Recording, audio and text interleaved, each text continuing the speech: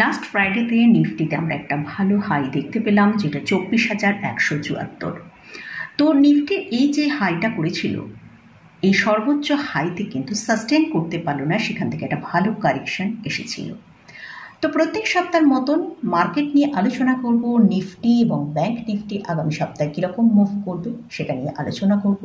এর সাথে সাথে কয়েকটা স্টক নিয়ে আলোচনা করব, যে স্টকগুলো আপনারা আমার মতামত জানতে চেয়েছেন। তাহলে ভিডিওটা শুরু করা যাক। আমি নিরুপমা শেয়ার শেখো চ্যানেলের পক্ষ থেকে সকল বন্ধুদের স্বাগত জানাই। আর চ্যানেলটি যদি সাবস্ক্রাইব না করে থাকেন তাহলে অবশ্যই চ্যানেলটি সাবস্ক্রাইব করে নেবেন, আর পাশে থাকা বেল আইকনটা প্রেস করে রাখবেন। আমি ভিডিও আপলোড করার সাথে সাথে আপনাদের কাছে ভিডিওটা পৌঁছে যাবে। আর টেলিগ্রাম চ্যানেলের লিঙ্ক আমি ডেসক্রিপশানে দিয়ে রাখবো, আপনারা চাইলে জয়েন করতে পারেন।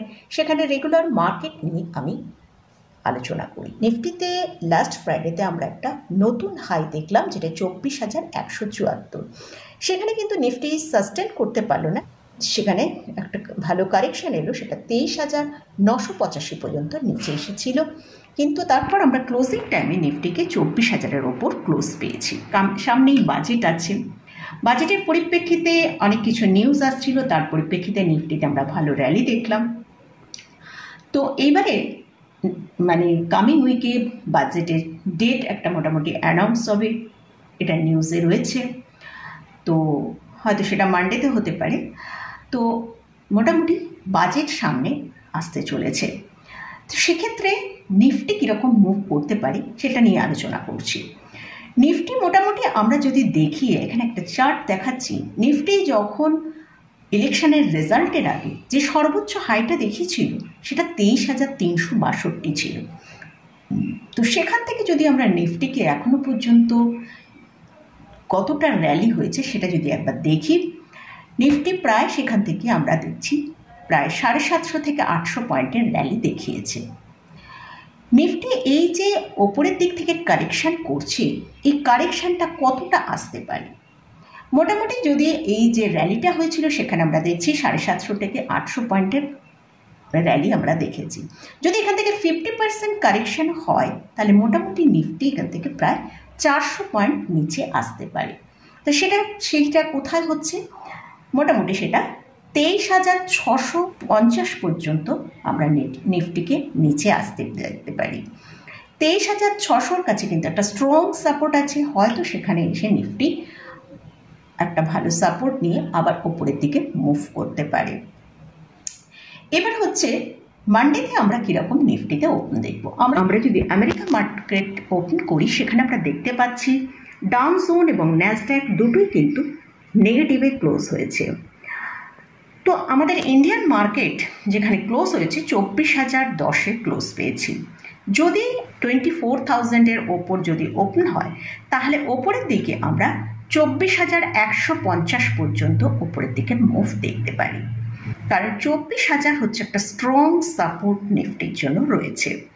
আর যদি 23,950-এর নিচে মার্কেট চলতে থাকে, সেক্ষেত্রে আমরা কিন্তু নিফটিতে একটা ভালো কারেকশান দেখতে পারি, সেটা নিচের দিকে 23,850 পর্যন্ত নিচে আসতে পারে। এটা গেল নিফটি নিয়ে আলোচনা করলাম।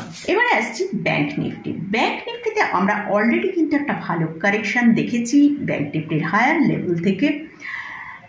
ব্যাংক নিফটির হায়ার লেভেলটা 53,172-এর কাছে হাই গিয়েছিল, সেখান থেকে প্রায় 800 পয়েন্টের কারেকশান আমরা অলরেডি দেখে নিয়েছি।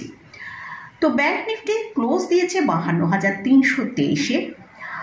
ব্যাংক নিফটি যদি 52,700-র ওপরে ট্রেড করতে থাকে, সেক্ষেত্রে আমরা 52,900 থেকে 53,000 পর্যন্ত ওপরের দিকের মুভ দেখতে পারি। আর যদি ব্যাংক নিফটি 52,200-র নিচে ট্রেড করতে থাকে, সেক্ষেত্রে আমরা 51,850 পর্যন্ত নিচের দিকে আসতে পারে। তো এটা গেল নিফটি এবং ব্যাংক নিফটি নিয়ে আলোচনা করলাম। এবারে আপনারা কয়েকটা স্টকে আমার মতামত জানতে চেয়েছেন, সেই স্টকগুলো নিয়ে আলোচনা করছি। ফার্স্ট যে স্টকটা নিয়ে আলোচনা করছি সেটা হচ্ছে আইআরসিটিসি। আইআরসিটিসি হচ্ছে একটা মিনি রত্ন ক্যাটাগরি 1 স্টক, আর আমাদের ইন্ডিয়ান গভর্নমেন্টের একমাত্র কোম্পানি যে নাকি অনলাইনে টিকিট, ক্যাটারিং সার্ভিস আর packing drinking water, railway station এবং ট্রেনে সাপ্লাই করে। এই স্টকের ফান্ডামেন্টাল কিন্তু খুব স্ট্রং স্টক, এবং এই যে রেলওয়ে স্টকগুলো এতটা র্যালি দেখিয়েছিল সেক্ষেত্রে কিন্তু আইআরসিটিসি সেভাবে অতটা র্যালি দেখাতে পারেনি। এই স্টকের মার্কেট ক্যাপিটালাইজেশন হচ্ছে ৭৯,১৪০ করোড়। এই স্টকের যদি আমরা কারেন্ট পি দেখি সেটা 68.6 কাছে ট্রেড করছে, আর যদি মিডিয়ান পি দেখি 70, অর্থাৎ স্টকটা কিন্তু এখন অনেকটা আমরা সস্তাতেই পাচ্ছি। আর এই স্টকটা যদি আপনার হোল্ডিংয়ে থাকে তাহলে কিন্তু অবশ্যই হোল্ড করা যেতে পারে, কারণ অন্যান্য রেলওয়ে স্টকের মধ্যে এই স্টকটা এখন এতটা ভালো র্যালি দেখায়নি। যদি এই স্টকটাকে আমরা 1 থেকে 2 বছরের জন্য হোল্ড করতে পারি তাহলে টার্গেট হিসেবে আমরা 1290 টাকা দেখতে পারি। যদি শর্ট টার্মের জন্য স্টকটা হোল্ড করে আপনি স্টপ লস লাগাতে চান তাহলে অবশ্যই 900 টাকা স্টপ লস লাগানো যেতে পারে।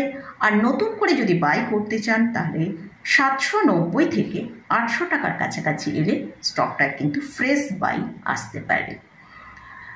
নেক্সট যে স্টকটা নিয়ে আলোচনা করছি সেটা হচ্ছে টাটা মোটর। এই স্টকটার এখন কারেন্ট প্রাইস চলছে 990 টাকা।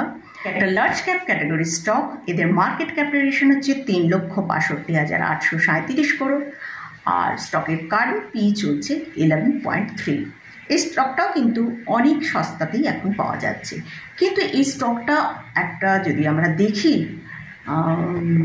লাস্ট 2020 থেকে এই স্টকটা কিন্তু একটা অনেক ভালো র্যালি অলরেডি দেখিয়ে দিয়েছে, প্রায় 1000% মতন র্যালি দেখিয়েছে। আর এই স্টকের লাস্ট 5 ইয়ার্সের প্রফিট গ্রোথ যদি দেখি 93% CAGR-এ।